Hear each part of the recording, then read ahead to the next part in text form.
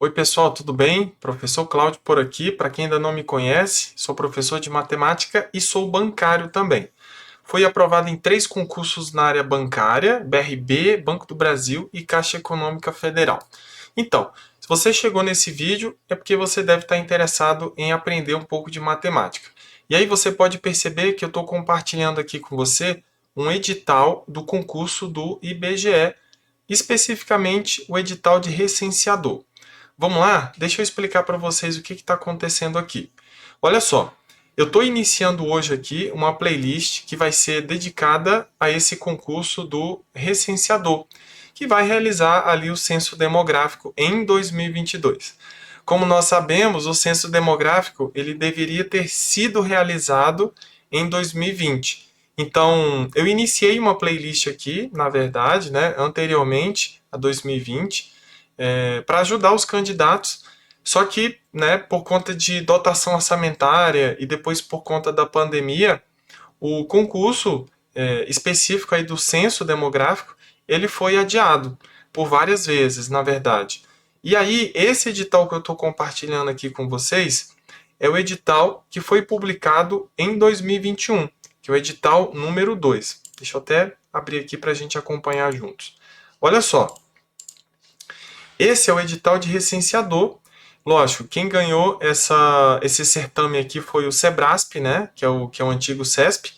E aí ele lançou esse edital no início do ano.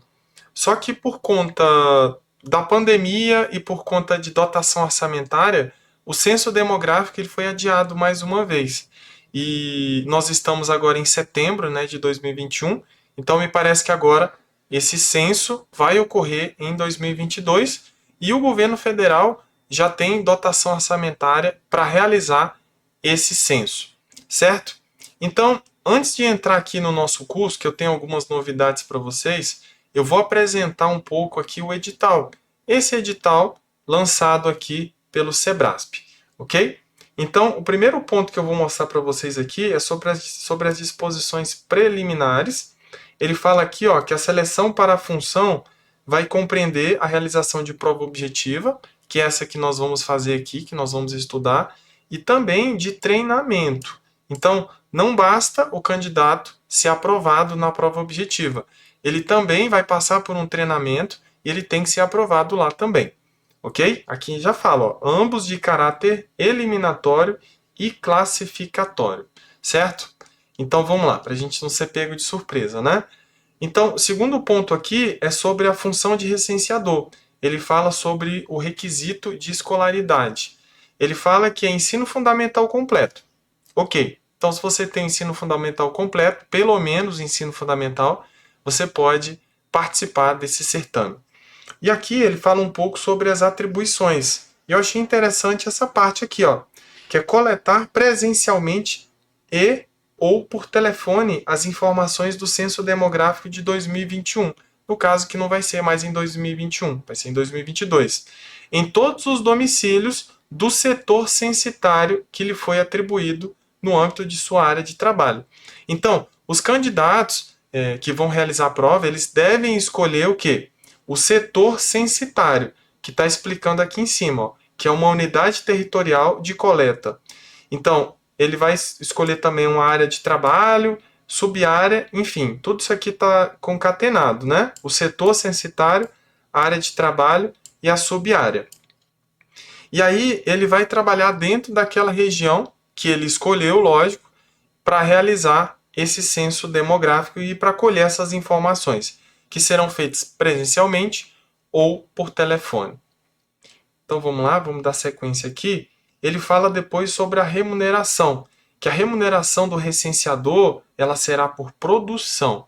Então ela vai ser variável, certo? Então calculada por setor censitário. Isso certamente ele vai explicar aqui, ó, ele vai fazer uma simulação de valores de remuneração. Ele coloca o link aqui do Sebrasp. E aqui recomenda-se uma jornada de trabalho de no mínimo 25 horas semanais, além da participação integral no treinamento, certo? Então aqui é uma proposta, recomenda-se uma jornada de no mínimo 25 horas. Será obrigatório o comparecimento do recenseador ao posto de coleta nos dias e nos horários estipulados. Então, aqui está sendo colocado uma jornada mínima, que é de 25 horas. Mas, mesmo assim, o recenseador ele tem que comparecer nos dias e nos horários estipulados, ok? Pelos supervisores. Muito bem, dando sequência aqui nas partes mais importantes, ele fala dos requisitos básicos para a contratação. Nós temos muitos aqui que acho que a maioria já conhece, né, que já faz concurso público. O primeiro deles é ser aprovado no processo seletivo simplificado, né, que é esse que vocês vão realizar. Existem outros aqui interessantes também. Está quite com as obrigações eleitorais, está em gozo de direitos políticos, mas tem um aqui interessante. Não ter sido contratado pela Lei 8.745/93 nos últimos 24 meses pelo IBGE. Então, se você participou de algum processo seletivo realizado pelo IBGE nos últimos 24 meses, a gente tem que consultar isso aqui, porque é um pré-requisito. Tem que ser anterior a 24 meses, ok? Ele fala das vagas, e aí das vagas eu coloquei um comentário aqui.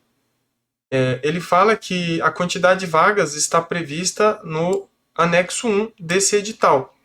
Mas se a gente buscar lá no site do Sebrasp, você vai ver que existem 181.898 vagas. Lógico que isso tudo é distribuído no Brasil todo, né, em praticamente todos os municípios, mas certamente nós teremos muitas vagas, né? Dando continuidade, ele fala das vagas destinadas às pessoas com deficiência, que será reservado no mínimo 5% dessas vagas para as pessoas com deficiências. E aqui ele fala todas as regras, né, para você se caracterizar como pessoa com deficiência. Dando sequência, ele vai falar aqui sobre as vagas destinadas às pessoas pretas ou pardas. Ele fala que das vagas destinadas a cada área de trabalho, município ou UF, 20% serão reservadas na forma da lei número 12.990 de 2014. Então, 20% dessas vagas serão destinadas para as pessoas pretas ou pardas. E aqui existe todas as regras para você justificar, né, para você comprovar que você é pessoa preta ou parda. Aqui embaixo ele fala da inscrição, né, no processo seletivo simplificado, que vai ser uma taxa, no caso aqui do edital que foi lançado no início de 2021, inscrição de R$ 25,77. Certamente eu acho que não vai variar muito. Ele fala aqui também das disposições gerais sobre a inscrição no processo seletivo simplificado.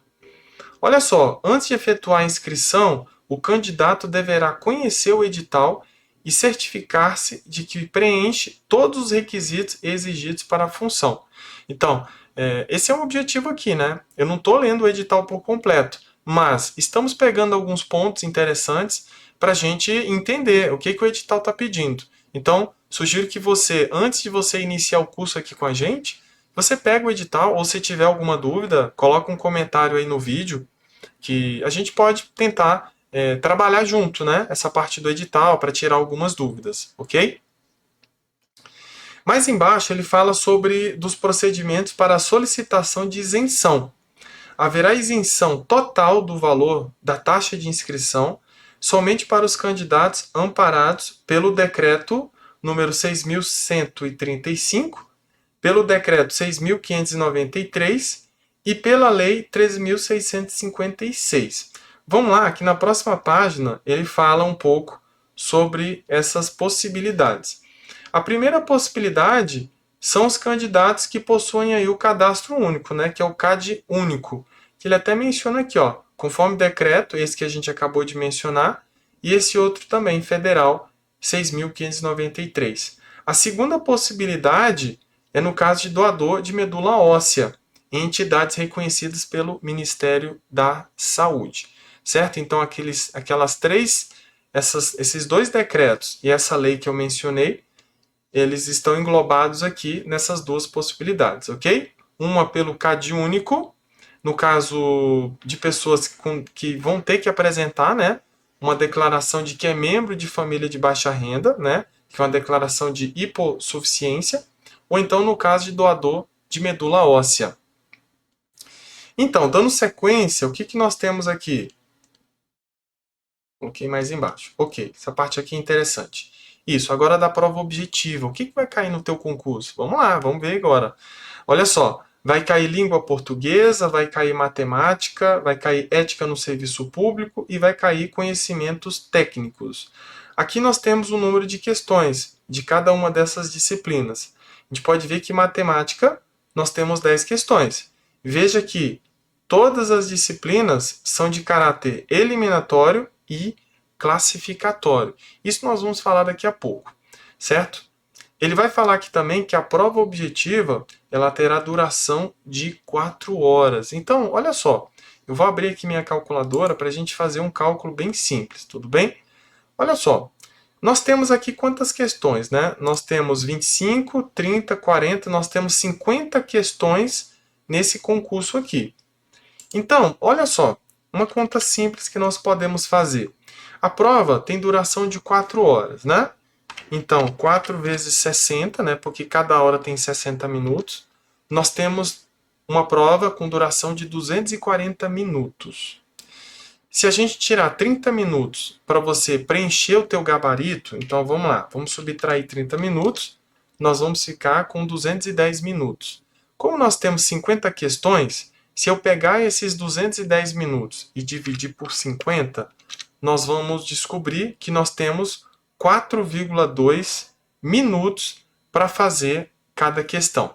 Então, esse é o objetivo aqui, né? Que você faça um curso legal. Para quê? Para que você acerte as questões. E só acertar as questões não é suficiente para você passar.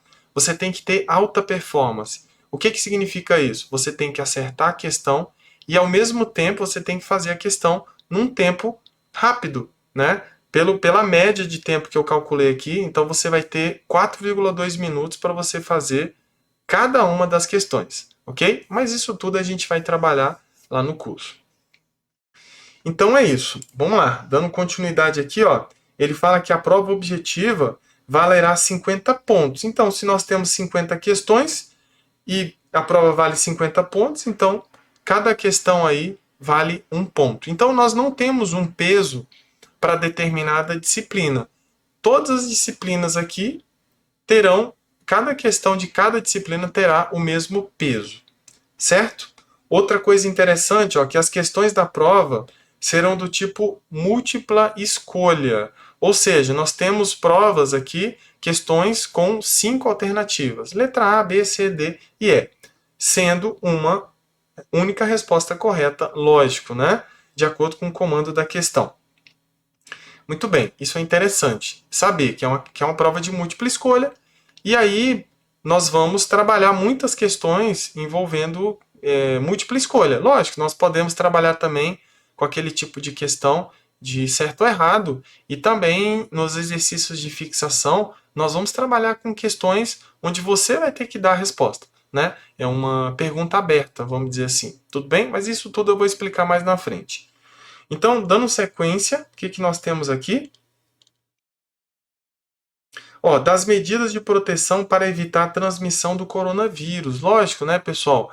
Esse edital foi lançado no primeiro semestre, aqui no início de 2021. Então, a gente estava ali bem no auge da pandemia. Então, existem várias regras, né, que foram colocadas aqui. A gente não sabe se isso vai acontecer, né? A gente está num processo de redução de número de casos e de mortes também. Então, até janeiro, muita coisa vai rolar ainda, tá bom? Então, é importante a gente estar de olho, então, nessas regras aqui relacionadas à transmissão do coronavírus. Dando sequência, ele fala aqui, ó, dos critérios de avaliação da prova objetiva. Ele fala que a nota de cada questão da prova objetiva será igual a 1 ponto. Foi o que eu tinha falado anteriormente, né? Se nós temos 50 questões e a prova valerá 50 pontos, então cada questão vai valer 1 ponto, conforme a gente viu. Será aprovado na prova objetiva o candidato que obtiver no mínimo 15 pontos. Olha só, nota de corte, hein? Você tem que ter no mínimo 15 pontos na prova objetiva. E não é só isso. E, no mínimo, um acerto em cada uma das disciplinas. Então, nós vimos lá que nós temos português, nós temos matemática, nós temos ética e nós temos uma parte específica. Então, você tem que acertar pelo menos uma questão de cada uma dessas disciplinas. E no conjunto de todas as questões, de todas as disciplinas, você tem que fazer pelo menos 15 pontos. Tudo bem? Então, existem duas regras aqui que você deve cumprir para você não ser eliminado do concurso. Vamos lá. O candidato aprovado dentro do número de vagas será considerado classificado, enquanto o candidato aprovado fora do número de vagas será considerado não eliminado. Então, aqueles que não conseguiram fazer 15 pontos e não conseguiram acertar pelo menos uma questão em cada disciplina, esses estão eliminados.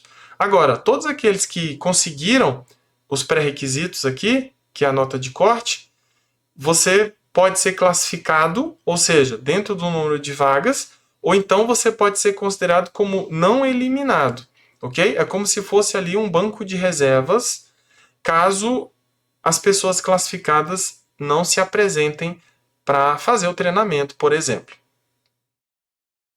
Muito bem, então vamos lá, vamos dar sequência aqui no edital. Olha só, o que ele fala aqui embaixo. Da nota final e da classificação final no processo seletivo simplificado. Ele fala aqui, ó, aplicados os critérios de desempate, os candidatos serão listados em ordem de classificação por categoria de vagas, ampla concorrência, portador de deficiência e pessoas pretas ou pardas. Certo? Então, as pessoas são classificadas dentro dessas três categorias aqui. Lógico, respeitado ali o município, respeitado a área de trabalho que você escolher. Tudo bem? De acordo com os valores decrescentes das notas, ou seja, das maiores notas para as menores notas. O resultado vai ser publicado no Diário Oficial, lógico. Vamos lá, ó, dos critérios de desempate. Isso acontece bastante, viu? Olha só, quais são os critérios de desempate? Vai seguir essa ordem aqui, ó. Quem tiver idade igual ou superior a 60 anos completos. Segundo critério, obtiver a maior nota na disciplina de conhecimentos técnicos. Depois, obtiver a maior nota na disciplina de língua portuguesa. Depois, obtiver a maior nota na disciplina de ética. Depois, tiver exercido efetivamente a função de jurado. Isso assim, né, pessoal? Se o empate persistir, você usa a regra que vem depois, né? Se o empate consistir em todas essas outras regras, então quem tiver a maior idade vai ficar classificado na parte de cima, né? Se houver empate. Muito bem, olha só, do treinamento. A participação no treinamento é obrigatória. Serão convocados para o treinamento os candidatos aprovados dentro do número de vagas. Os demais candidatos aprovados serão mantidos em lista de espera, podendo ser chamados posteriormente para a realização do treinamento em função de reprovação de candidato no treinamento. Então, os candidatos, eles podem ser reprovados no treinamento, certo? Então, aqueles que estão ali, que atingiram a nota de corte, e não foram eliminados, eles ficam ali aguardando. Eles não são eliminados, mas eles ficam aguardando. Se os classificados forem eliminados por questão do treinamento, né, reprovados no treinamento, então outras pessoas vão ser convocadas para assumir essas vagas. Ou eventual desocupação da vaga durante o prazo de validade do presente processo seletivo. Ok? Então isso é importante, tá bom? Você vai fazer o processo seletivo, você vai fazer uma prova objetiva e também você vai fazer um treinamento. Você tem que ser aprovado nos dois para você iniciar o teu trabalho. Vamos lá, ó. A etapa presencial do treinamento terá duração total de 5 dias, com carga horária de 8 horas diárias para todos os candidatos. Tudo bem? Aqui ele vai falar outras regras, depois a gente pode estudar também. Vamos lá, da contratação. das disposições finais. Aqui, legal, parte final.